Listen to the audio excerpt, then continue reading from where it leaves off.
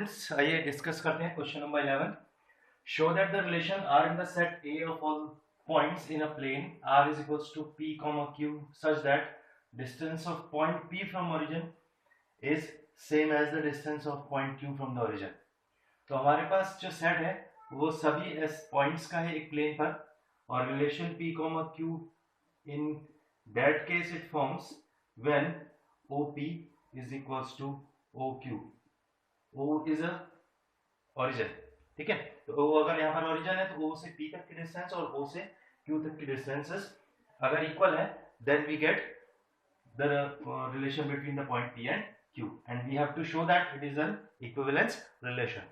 तो चेक करते हैं. first of all, first one is reflexivity. We have to check here. For finding the reflexivity we have to take any point P from this set A. set A, ठीक है.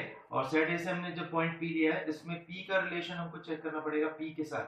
Does P, P belongs to R or not? We can write it because OP is equals to OP. The distance of point P from the origin is same as the distance of point P from the origin because they both are the same points. So it means P, P belongs to R, which shows that the relation R is reflexive relation. Now come to symmetric. अब symmetric check करते हैं कि the relation is symmetric or not. For that we have to take a point P and Q, 2 points from this set A such that P, Q belongs to R. P, Q belongs to R, or we can also write P is related to Q.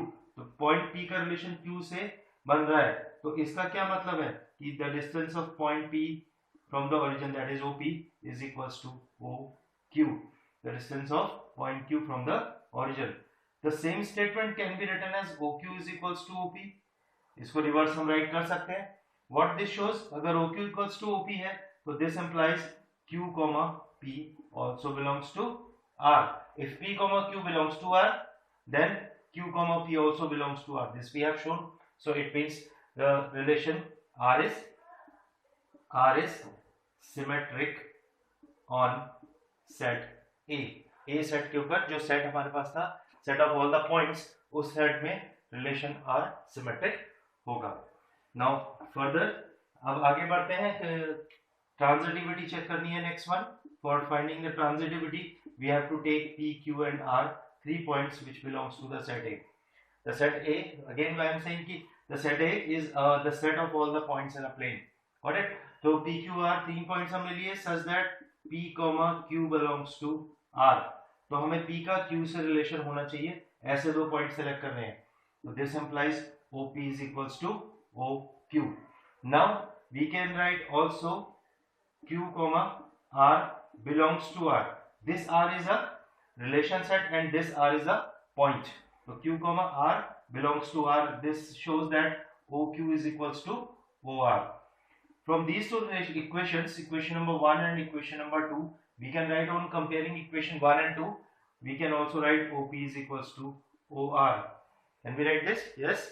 OP is equals to OR हम write कर सकते हैं. इसका मतलब क्या हुआ कि P, R also belongs to R. यानी कि जो P और R पॉइंट है उनका आपस में रिलेशन बन रहा है क्योंकि ये इस कंडीशन को OP is equals to OQ वाली कंडीशन को फुलफिल करते हैं. तो P, R belongs to R. It means अगर A का रिलेशन B से था, B का रिलेशन C से है तो हमने प्रूव कर दिया कि A का रिलेशन C से भी बन रहा है. सो relation R is a transitive relation. ठीक है. फर्दर हमसे एक चीज और उसमें पूछी गई है. Further show that the set of all the points P is not equal to 0. It means P is not an origin. यहाँ पर जो P is not equal to 0 लिखा है इसका मतलब है कि P origin नहीं है. Other than the origin, it is any other point. Is a circle passing through P.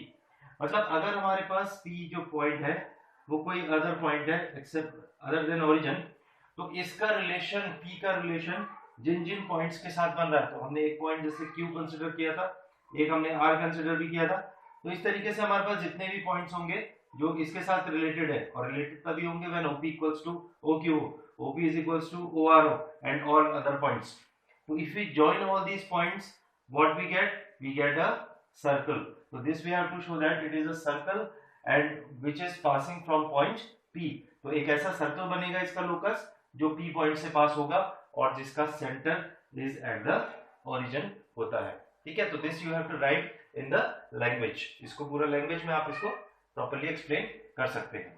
12 show that the relation are defined on set A of all the triangles. तो हमारे पास जो सेट A है वो सारे triangles का है.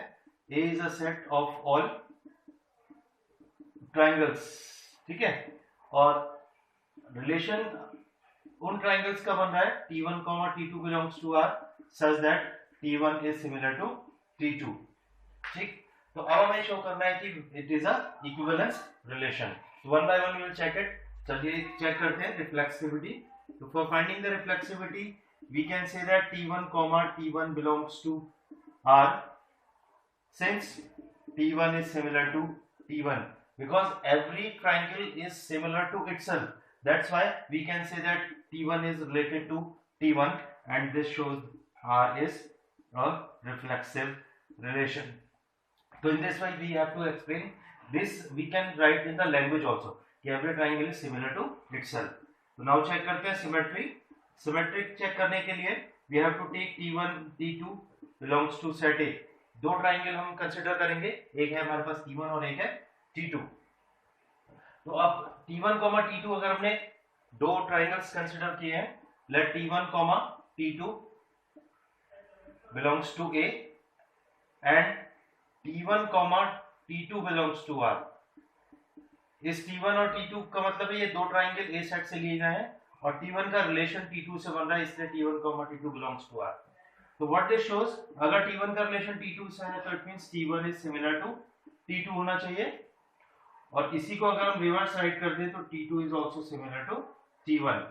Got it? तो we can write here that T2, T1 also belongs to the set R और T2 is related to T1 like this. So this implies R is symmetric on A क्योंकि T1 का relation T2 से है और T2 का relation T1 से prove हो गया कि ये भी बन रहा है. तो that means the relation R is symmetric. Now come to transitivity. अब transitivity के लिए देखिए, again see for transitive relation we have to take T1, T2 and T3 three triangles from set A and such that we have to take कि T1 का relation T2 से बनना चाहिए. That means T1, T2 belongs to R. T1, T2 belongs to R. This shows that T1 is similar to T2 according to the definition. Also we have to take कि T2 का relation किससे होना चाहिए? T3 से होना चाहिए. और अगर T2 का रिलेशन T3 से है तो इसका मतलब है T2 is similar to T3 होगा. ठीक है, अब अगर हम इन दोनों इक्वेशंस को आपस में कंपेयर करते हैं, if two triangles are similar, T1 and T3 are the two triangles which is similar to T2. So if two triangles are similar to any one triangle, then they both are similar to each other. So that's why we can write T1 is similar to T3 also. This we can write in a language while solving the questions. ठीक है, तो T1 is similar to T3 gives that T1, T3 belongs to R. So this implies R is transitive on set A. So R is a transitive relation and true. So all the questions are similar. बस आप try करते जाइए. इसी तरीके से हमें reflexive, symmetric और transitivity को या तो चेक करना है या प्रूव करना है. अब इसके बाद फर्दर इसमें एक क्वेश्चन और पूछा गया है कि हमारे पास T1, T2, T3 तीन ट्राइंगल्स हैं. इसकी साइड्स 3, 4, 5, इसके 5, 12, 13 और 6, 8, 10 है. तो इन दोनों में से कौन से ट्राइंगल्स आपस में, कौन से ट्राइंगल्स आपस में रिलेटेड हैं विद द सेम रिलेशन. मतलब इनमें T1 का T2 से बनेगा, T1 का T3 से बनेगा या T2 का T3 से बनेगा. इनमें से कौन से ऐसे ट्राइंगल्स हो सकते हैं. We know that property of similar triangles that the triangles are similar if the ratio of the corresponding sides are equal. So we can see that the ratio of T1 and T3, 3/6, we can write it 1/2. Similarly 4/8, second, this is also 1/2 and 5/10, this is also 1/2. It means the ratio of the sides of triangle T1 and T3 are in proportion. So we can say that T1, T3 belongs to R. तो P1 का relation P3 के साथ बन रहा है। बाकी कोई भी ट्राइंगल्स की जो साइड्स का रेशियो है वो आप चेक कर सकते हैं कि आपस में प्रोपोर्शन में नहीं आ रहा है। ठीक है, तो in this way we can simplify this question number. बढ़ते हैं क्वेश्चन नंबर 13 की तरफ। Show that the relation R defined in a set A of all polygons R is equals to P1, P2। अब यहाँ पर अगेन सेट A है और set A है ऑल द पॉलीगन्स का।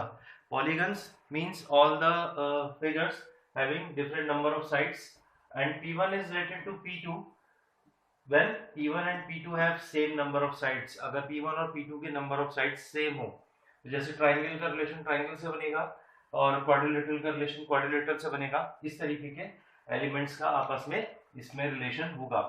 ठीक है, तो हमें शो करना है कि it is again an equivalence relation. तो कम टू रिफ्लेक्सिविटी, तो first of all will check whether the relation is reflexive और नॉट। तो आप सोच सकते हैं, खुद ही सोच सकते हैं कि क्या ये रिलेशन रिफ्लेक्सिव होना चाहिए या नहीं होना चाहिए। ठीक है, P1 belongs to R since number of sides of P1 is equals to number of sides of P1 again। क्योंकि सेम पॉलीगन है तो दोनों की number of sides obviously equal ही होंगी। तो P1 का रिलेशन अगर P1 से है तो we can say that R is a reflexive relation। Understood? तो come to symmetry now। Symmetric check करते हैं कि whether it is symmetric or not। So we have to take P1 and P2 two polygons from set A such that P1, P2 belongs to R। This implies the number of sides of P1 is equals to number of sides of P2। ठीक है, तो अगर P1 के number of sides P2 के number of sides के equal है तो हम राइट कर सकते हैं number of sides of P2 is equals to number of sides of P1 also। This gives P2, P1 belongs to R। P2, P1 belongs to R। तो P1 का P2 से रिलेशन है तो we have shown that P2 is also related to P1। What this shows that R is symmetric। The relation R is symmetric on set A। Now for transitivity again, transitivity check करते हैं। तो for finding the transitivity we have to take again three polygons P1, P2 and P3, all three from the set A। और ऐसे लेने पड़ेंगे कि P1 का relation किससे बन रहा हो, P2 से बन रहा हो। Yes, P1, P2 belongs to R। This means number of sides of P1 equals to number of sides of P2। Also P2 का रिलेशन किससे बनना चाहिए, P3 से बनना चाहिए। Then only we will check P1 to P3। तो P2 का अगर रिलेशन P3 से है तो number of sides of P2 is equals to number of sides of P3। तो P1 की साइड्स P2 के इक्वल है, P2 की साइड्स P3 के इक्वल है। It means we can write number of sides of P1 is equals to number of sides of P3। We can write this, yes। So it means P1, P3 also belongs to R। If A, B belongs to R, B, C belongs to R, we have shown that A, C also belongs to R। So this is the condition which shows that the relation R is also transitive। So if it is reflexive, symmetric and transitive, so we can also say that it is an equivalence relation। Now further one more question is related to it। What is the set of all the elements related to triangle, right triangle with the sides 3, 4 and 5। तो 3, 4 sides का एक right triangle हमारे पास है, इसकी sides है 3, 4 और 5 लिख सकते हैं सपोज। तो all the right angle triangle must be related to each other, क्योंकि उसकी जितनी साइड्स होंगी वो सब इसकी साइड्स के सेम होंगी। तो हम कह सकते हैं कि ऐसा set of all the right triangles is related to the triangle with the sides 3, 4 and 5। Students, here we have question number 14। Show that the relation R of all lines in xy plane as R is equals to L1, L2, L1 is parallel to L2। अब जो relation set R है उसमें दो lines के बीच में relation बन रहा है L1 और L2 such that if L1 is parallel to L2 then the relation will be there between the lines, and again we have to show that it is an equivalence relation. तो it is just similar to the previous one. इसी तरीके से और जो questions कर रहे हैं वैसे ही करना है बिल्कुल. तो चेक करते हैं, स्टार्ट करते हैं रिफ्लेक्सिविटी से.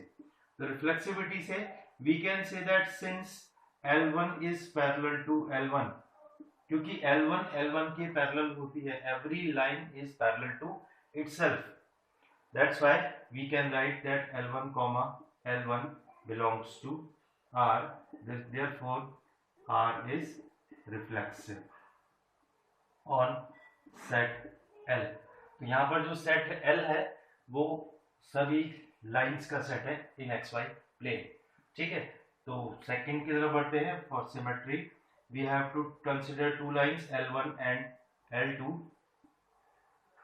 belongs to set L, जो कि L सेट में से ली गई है, such that L1 comma L2 belongs to R, या L1 is related to L2, which shows that अगर L1 L2 से related है इसका मतलब L1 is parallel to L2 होगा.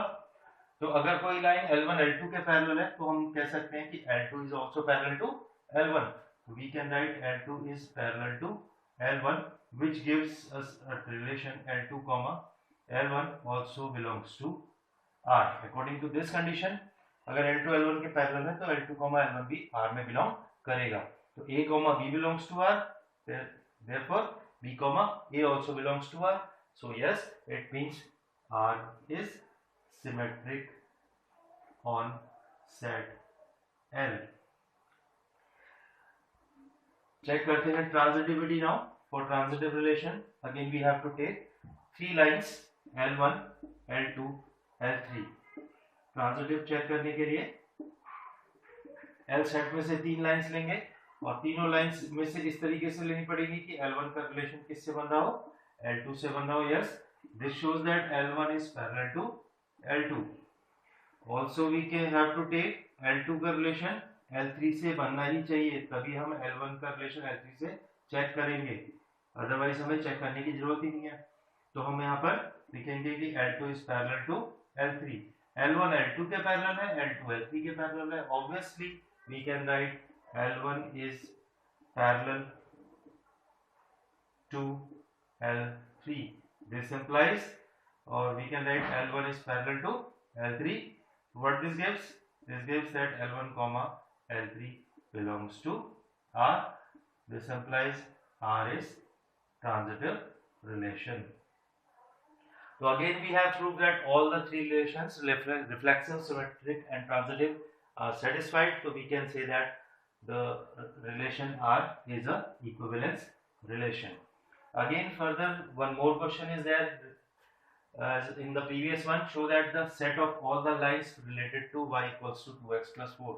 हमें एक ऐसी ये लाइन दी है y is equals to 2x plus 4, तो हमें ऐसी सारी लाइंस लिखनी है जो इस लाइन से रिलेटेड हो, यानी कि वो इस लाइन के पैरेलल होनी चाहिए. तो पैरेलल होने के लिए कंडीशन हमने क्लास 11th में पढ़ी थी. अगर हम इसको y is equals to mx plus c से कंपेयर करते हैं तो इसका m2 है. तो ऐसी सारी लाइन जिसका स्लोप 2 हो, हम कह सकते हैं कि वो इस लाइन के पैरेलल होगी, है ना. तो हम इसमें एक क्या कौन कौन सी लाइंस लिख सकते हैं जिसका स्लोप 2 हो, तो सिर्फ m2 होना चाहिए, बाकी c के प्लेस में कुछ भी हो. तो y is equals to we will write 2x plus यहाँ पर आप कोई पॉइंट ऐसे ही लिख देते हैं, c1 लिख देते हैं. तो y is equals to 2x plus c1. अब c1 की चाहे कोई भी वैल्यू हो, इस लाइन का स्लोप हमेशा इस गिवन लाइन के इक्वल होगा. तो ऑल c1 की जितनी वैल्यूज रखते जाएंगे हमें उतनी अलग अलग लाइंस मिलती जाएंगी. तो all this relation y equals to 2x plus c1 is the equation of all the lines, common equation of the line which is parallel to y equals to 2x plus 4. It means this line is related to y is equals to 2x plus 4. भैया students next question की तरफ बढ़ते हैं. And question number 15 we have now a relation R with the set 1 2 3 4. जो relation बन रहा है वो सेट 1 2 3 4 में बन रहा है, और यहाँ पर R सेट के सारे एलिमेंट्स हमें ऑलरेडी लिख के गिवन है. तो हमें इनमें से कुछ कंडीशंस में से चारों में से कौन सा ऑप्शन करेक्ट है ये बताना है। तो बेसिकली हमें रिफ्लेक्सिव, सिमेट्रिक और ट्रांजिटिविटी ही चेक करनी है। तो इनमें से कौन सा ऑप्शन करेक्ट है हमें पता चल जाएगा। तो जो हमारे पास सेट आर है, देखिए दिस वन, इस सेट में हम one by one reflexivity, symmetry और ट्रांजिटिविटी चेक करते हैं। तो रिफ्लेक्सिव रिलेशन को चेक करने के लिए हमारे पास जो कंडीशन होती है, अगर 1 2 3 4 सेट है तो इसमें 1, 1, 2, 2, 3, 3 and 4, 4, all the 4 elements we are having here.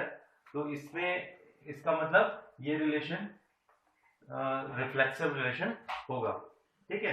तो the relation R is a reflexive relation. तो रिफ्लेक्सिव रिलेशन तो है, ये पहली बात हमें पता चल गई। अब सिमेट्री की बात करते हैं। For finding the symmetry, we have to check all the elements whether their reverse will also contain in the set or not. जैसे 1 का 2 से रिलेशन बन रहा है, बट 2 का 1 से रिलेशन यहाँ पर कहीं भी एग्जिस्ट नहीं कर रहा है। तो 1 का 2 से है बट 2 का 1 से नहीं है, इसका मतलब ये रिलेशन सिमेट्रिक नहीं होगा। तो थर्ड वन में आ जाते हैं, फॉर ट्रांजिटिविटी। ट्रांजिटिव चेक करने के लिए देखते हैं सी, 1 का रिलेशन अगर 2 से है, अगर हमारे पास ये है ए और ये है बी, तो क्या इस बी का किसी सी से है, यहां पर बन रहा है। अगर हम इस बी को 2 ले लें तो सी भी 2 है, तो इसका मतलब ए का रिलेशन सी से यानी कि 1 का 2 से होना चाहिए, और वो ऑलरेडी इसमें एग्जिस्ट कर रहा है, तो 1 का 2 से बन जाएगा, ठीक है। अब और आगे एलिमेंट्स को देखते हैं, बात करते हैं। अब जैसे फॉर एग्जांपल 1 का 3 से है, सी अगर ये ए है ये बी है, तो any3 is related to any other element, 3 का फिर 3 से बन रहा है। तो अगर हम इसको B और इसको C ले लेंगे तो यहाँ पर हमारा A का रिलेशन C से बन जाना चाहिए। तो 1 का रिलेशन 3 से क्या कहीं बन रहा है, this is the same element itself. तो यहाँ पर भी ये कंडीशन सेटिस्फाइड हो रही है। इसके बाद अगर हम A और B इसको ही रखते हैं, तो आप देख रहे हो कि 3 को अगर हम यहाँ B ले लें तो ये C2 है, तो A का अगर B से है तो B का C से है, तो 1 का 3, 3 का 2 से, तो 1 का रिलेशन किससे होना चाहिए, 1 का रिलेशन इस 2 से होना चाहिए। तो क्या इस सेट में कहीं है, yes, belongs to this set. तो it means in every case we are getting that if a b belongs to r and b c belongs to r, this implies a c belongs to r। But जहां पर ऐसा है कि 1 का किसी का relation है ही नहीं, जैसे सपोज एग्जांपल के लिए अगर हम इस a को, इस 4 को a ले लेते हैं और इस 4 को b ले लेते हैं, तो 4 का रिलेशन 4 से है, तो इस b का किसी और तीसरे एलिमेंट के साथ रिलेशन बन ही नहीं रहा है, तो we need not to be check कि आपका ये रिलेशन ट्रांजिटिव नहीं होगा, ऐसी कोई कंडीशन हमारे पास प्रूव नहीं होती है। तो इट मींस ये रिलेशन ट्रांजिटिविटी को रिप्रेजेंट कर रहा है। तो हमारा जो रिलेशन आ रहा है वो रिफ्लेक्सिव आ रहा है, ट्रांजिटिव आ रहा है, बट सिमेट्रिक नहीं है। तो R is reflexive and transitive but not symmetric. It means the option number 2 is the correct answer. So students, this one is the last question, question number 16 of NCERT book. तो इसको solve करते हैं। Let R be the relation in set n. N means the set of all natural numbers, but here R equals to a, b such that a is equals to b minus 2. Condition is a is equals to b minus 2 and b is greater than 6. तो पहली condition है कि b 6 से बड़ा होना चाहिए। तो आपको पता है कि हम किसी भी एलिमेंट को a, b फॉर्म में लिखते हैं, इट मींस ये जो सेकंड एलिमेंट होता है वो b को रिप्रेजेंट करता है। तो यहाँ पर ये सारे जो वैल्यूज है वो b है, तो b इज ग्रेटर देन 6 होना चाहिए। तो इसका मतलब है कि ये फर्स्ट वाला रिलेशन तो पहले ही रॉन्ग हो जाता है क्योंकि ये लेस देन 6 है, तो इसका मतलब फर्स्ट ऑप्शन तो हमारा करेक्ट हो ही नहीं सकता है। अब बाकी में सब में 6 से ग्रेटर है b की वैल्यू, तो अब इस कंडीशन से हम चेक कर लेते हैं कि कौन सी कंडीशन इसमें सेटिस्फाइड होती है। तो अगर ये a 3 है और b 2 है, तो 3 is equals to 8 minus 2 is correct or not? No. So it means this will not belongs to R. Now a is 6 and b is 8. So 6 equals to 8 minus 2. This one is correct. So it means the option C is the correct one. आप इसको भी check कर सकते हैं, 8 is equals not equals to 7 minus 2. That's why तो ये वाले तो हमारे तीन ऑप्शंस गलत हैं, तो हमारा जो ऑप्शन करेक्ट है that is a third one. तो स्टूडेंट्स, आपने सभी लोगों सारे क्वेश्चंस हमने 1 बाय 1 अटेम्प्ट किए, आप लोगों को समझ में आए होंगे। I have tried to explain all the things clearly to you. But अगर आप लोगों को अभी भी कोई ऐसा लगता है कि इसमें प्रॉब्लम रह गई है, कहीं पर कोई डाउट रह गया है, तो आप प्लीज़ उसे कमेंट बॉक्स में लिखें ताकि मैं उसका फिर से आपको सॉल्यूशन एक बार बता सकूं। ठीक है, तो ट्राई करिए, right it in the comment and please subscribe and like the channel, क्योंकि आप उसके बाद आप नए वीडियोस, नए और इसके कुछ important questions except NCERT we will also take afterwards. तो इसमें आपको नेक्स्ट वीडियोस में कुछ और इंपॉर्टेंट क्वेश्चन मिलेंगे इसी से रिलेटेड। तो ऐसे ही अगर हम हर चैप्टर को वन बाय वन कवर करते हुए जाएंगे तो आप आराम से इन वीडियोस को देख करके अपने बोर्ड एग्जाम्स की एक अच्छी तैयारी कर सकते हैं।